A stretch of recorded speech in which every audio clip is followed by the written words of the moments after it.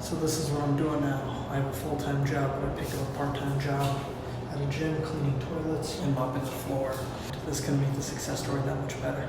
I took that video in 2020 because I knew that cleaning toilets in a small town in New York was just a stepping stone to the actual life that I wanted. Needless to say, I was right, because this is me in Los Angeles a year later working on Mike Tyson's Hotboxing podcast. In this video, I'm going to be breaking down my journey of how I went from cleaning toilets at a local gym to then becoming Mike Tyson's social media manager a year later, and the social media manager for countless other celebrities like Steven Crowder, Gary Owen, Brendan Schaub, and many others. As I take you along my journey, I'm going to give you the 5 biggest lessons that I learned that'll absolutely propel your career and take your finances to the next level. Let's get right into it. Lesson number 1.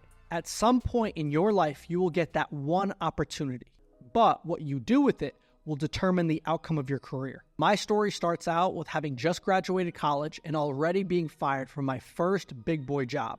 It was a 9-to-5 job that I took just because I needed some money, but it wasn't something I was passionate about, so I was like, okay, whatever. So, since I was at square one with nothing to lose and back in the job market, I decided to apply to some social media marketing jobs. During my personal training days in college, I actually found that I enjoyed posting on social media and marketing my services way more than actually training clients. So, I thought, hey, if I get one opportunity to really show myself, then who knows, maybe I can really make a career out of this. A few months later, my prayers were answered. I got an opportunity to work at a local college where I was going to be getting paid $50,000 a year. Obviously, looking back at that, that was nothing, especially living in New York. That being said, to me, I felt like I hit the jackpot. Still, though, my salary and my expenses were basically even, so I needed to pick up some extra, an extra job in order to make ends meet. And that's where I picked up that job working at a local gym, cleaning toilets and just making sure the gym ran smoothly. I was basically a glorified janitor. But that didn't matter to me though, because I got exactly what I asked for. I was going to be the digital content creator at this college where I was going to be in charge of all the social media posts, and I would get to go to student-run events and take photos and videos with my camera and really just show the students in the best light possible, which meant that I wasn't going to be sitting at a desk all day. So now that I got the opportunity that I asked for, I knew I wasn't going to f this up. And I didn't. In fact, I completely knocked it out of the park. The students noticed and school spirit shot through the roof. I took this college that was relatively unknown and really put it on the map. Everyone I know has gotten at least one opportunity in their life to really showcase their skills.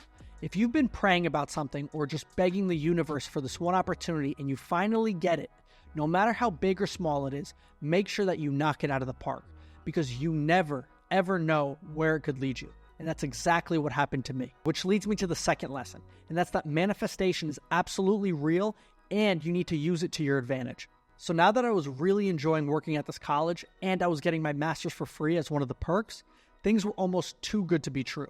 And when things are too good to be true, that's usually when something bad happens. A little thing known as the pandemic happened. You might have heard of it, but it completely shut down the entire world. I ended up getting furloughed for 3 months from my job, which meant that, after those 3 months, I would come back and start working again.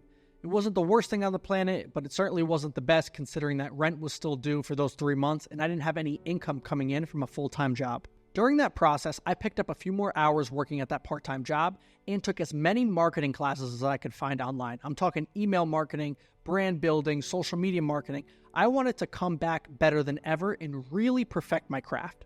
Months passed and things were lonely and quiet. I was basically burning through all of my savings, and that $12 an hour part-time job just didn't quite cut it. I couldn't pay the rent that way. That being said, on top of that, I had just ended a relationship with my first girlfriend. So I grabbed open a notebook and I wrote in there, I said, God, please just give me a fresh start. I need to go somewhere where nobody knows my name. I just need a fresh start, God. Just please give me that.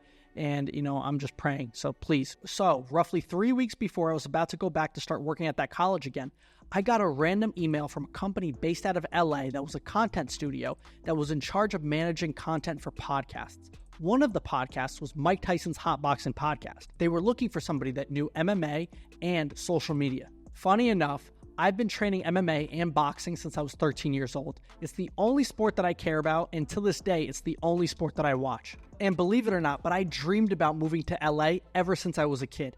I'd be in 8th grade and I'd have screensavers on my phone of the Los Angeles skyline and just the palm trees, and I even put it on my vision board.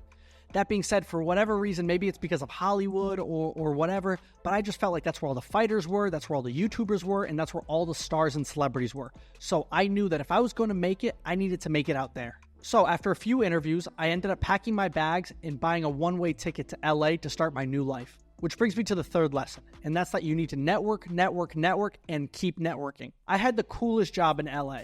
Not only did I get to meet Mike Tyson and create viral social media content for him, but I also got to watch fights with him, hang out with him on multiple occasions, and even attend a Super Bowl party with him at Lenny Kravitz's $50 million mansion. Thanks to Uncle Mike, but mainly the company that I worked at, I got to meet so many cool people like Ric Flair, Russ, Brendan Schaub, The Game, Israel Adesanya, and many others. It was the first time in my life where not only did I get to brush shoulders, but I got to pick the brains of people that were worth millions. Some of these people would later on vouch for me and help me get raises later on in my career. Regardless of where you're at in your career, you are literally one connection away from a completely different life. So network with the people around you. If no one is around you and you live in a small town, you have LinkedIn. Message a bunch of people, put yourself out there. Closed mouths don't get fed. But also, when you're in person, make sure that your grooming is on point, you're in shape, that you're dressed well, and don't try to snake anybody. Just be as genuine as possible, and you'd be surprised by how far you can make it. Which brings me to lesson number 4, and that is live somewhere cheap and stack your money. As I stayed longer in Los Angeles, I became increasingly more conservative. But liberal policies like not being able to legally defend yourself, them defunding the police, the easy on crime policies, and the homelessness and drug epidemic made this place a mess to live in. And it was also really expensive. So I did what got me to the dance, and I asked God for a fresh start. Within 2 weeks of applying, I got a job working on the biggest conservative comedy show on the planet, and that was working for Steven Crowder. And I was ecstatic. So I put in my 2 weeks, grabbed my bags, and moved to the great state of Texas. I loved working for Steven for 2 years. He's a mentor to me and genuinely one of the most brilliant people I have ever met. There's a big lesson that I need you guys to just hammer into your mind, and that's that where you live matters more than you realize. If you could replicate a similar salary that you would get in like LA or New York, and you can get that in a state like Texas with no state income tax or any other state with no state income tax, that's literally a cheat code to life. And now it's easier than ever considering most jobs are remote. As a young man living in Texas compared to LA, it was a game changer because it was so much cheaper and there were very few distractions. Therefore, I could really excel in my career, focus on self-improvement, and stack my money. In Los Angeles, I was just breaking even and had no money in my savings. In Texas, I was able to actually save a few thousand a month because I was no longer paying $7 for gas. So, after working for Steven for 2 years and really stacking my money, I decided to take a leap of faith. Which brings me to lesson number 5, and that is the only way to get rich is to go out there and do something for yourself. Here's the thing, you will never get rich working for somebody else. It won't happen. That's why it's so important to take the skills you learned throughout your career, the connections you made, and go out there and start something of your own. 9-to-5s are great for 2 reasons. 1, they offer a tiny bit of security and a steady paycheck while you learn a high-income skill. It's like a temporary bandage. For those that are going to corporate America, it's not stable. I mean, take a look at all the layoffs. Like all these companies that promote, a family-friendly environment, they're just kicking people to the curb left and right. This is where we come full circle, and actually what led me to starting this channel. 8 weeks ago, I moved from Texas to an island in Europe called Cyprus to pursue content full-time.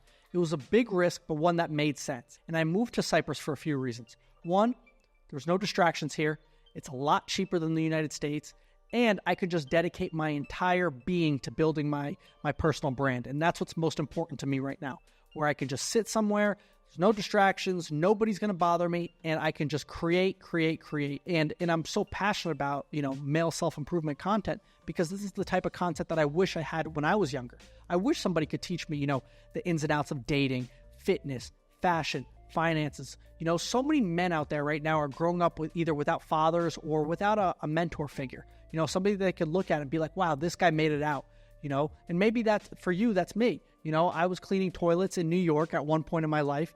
And now, I've gone through what I've gone through. And now I'm sitting here and just giving you all the things that I've learned, throughout my life. And I've done some pretty cool shit. So I'm really happy I didn't start YouTube earlier, like when I wanted to.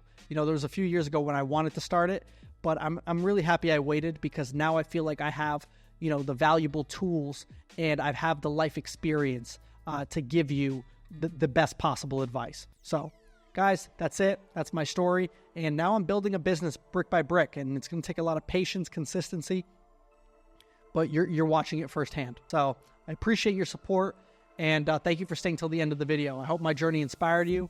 Let me know what you think in the comments below, and I'll catch you guys next time.